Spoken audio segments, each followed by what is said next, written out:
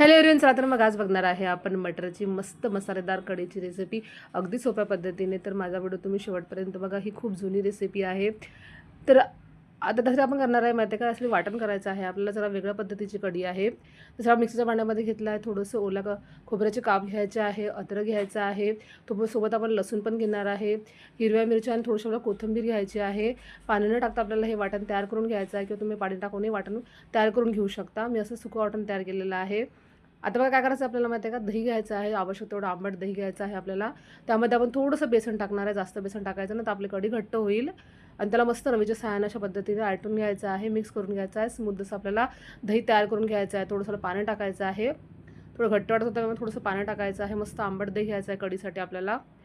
छान दही तयार झालं की आपण काय करू म्हणतो, लगेचच आपल्या कढीला फोडणी घालायला येऊ. त्याचा आपण पॅन गरम करायचा आहे.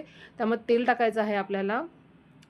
तेल छान गरम होऊ द्यायचं आहे. त्यामध्ये आपल्याला जिरं, मोहरी टाकायची आहे. थोडंसं आपण हिंग टाकत आहे आणि 2 मिरच्या असं तोडून टाकलेले आहे मी.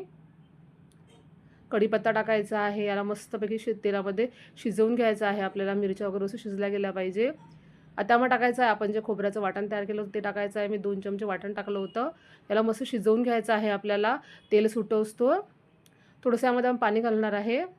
थोडं कोरडा होतं मग आपण थोडंसं पाणी घातलेलं आहे यामध्ये. आता त्याला छान शिजवायचं आहे आपल्याला, जोवर त्याला तेल सुटत नाही तोवर. मसाला छान शिजला गेला पाहिजे बघा.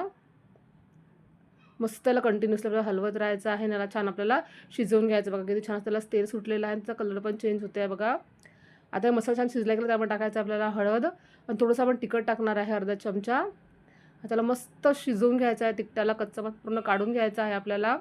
व्यवस्थित शिजलं गेलं की आपण यामध्ये थोडंसं पाणी टाकणार आहे दही टाकायच्या पूर्वी, म्हणजे जेणेकरून आपलं दही फाटलं गेलं नाही पाहिजे. आता त्याला छान उकळी काढायची आहे आपल्याला पाण्याला. त्याला उकळी यायला लागली आपण त्यामध्ये ताजे मटर टाकणार आहे. 1 मूठ एवढे टाकलेले आहे मी ताजे मटर मस्तपैकी. आता मटरला शिजवायचं आहे आपल्याला. मटर शिजायला आले की ते ऑटोमॅटिक वरती तरंगायला लागतात. छान मटर दिसायला लागले आपण त्यामध्ये आपण दह्याचं घोळ टाकायचं आहे, जे आपण बेसन आणि दही करून ठेवलं होतं ते टाकायचं आहे. मस्त त्याला मिक्स करायचं आहे. आवश्यक तेवढं आपल्याला पाणी टाकायचं आहे. यामध्ये तुम्हाला जशा पद्धतीची कढी पाहिजे आहे, घट्ट पातळ अशी कढी पाहिजे तशी पाणी टाकून घ्यायचं आहे आपल्याला. मी साधं पाणी टाकलेलं आहे. थंड तुम्ही गरम पाणी टाकू शकता. त्यामध्ये आपल्याला मीठ आणि साखर टाकायची आहे आणि मस्त आपल्याला त्याची उकळ काढायची आहे. आणि मटर बेसन वगैरे असं छान शिजलं गेलं पाहिजे आपलं. बघा आपली तयार आहे मस्तपैकी मटरची मसालेदार कढी. तुम्हाला माझ्या आजची रेसिपी नक्कीच आवडली असेल तर माझ्या व्हिडिओला लाईक करा, शेअर करा, कमेंट करा. नवीन असेल तर माझ्या चॅनलला तुम्ही सबस्क्राईब करा. भेटू नेक्स्ट व्हिडिओमध्ये. Bye bye.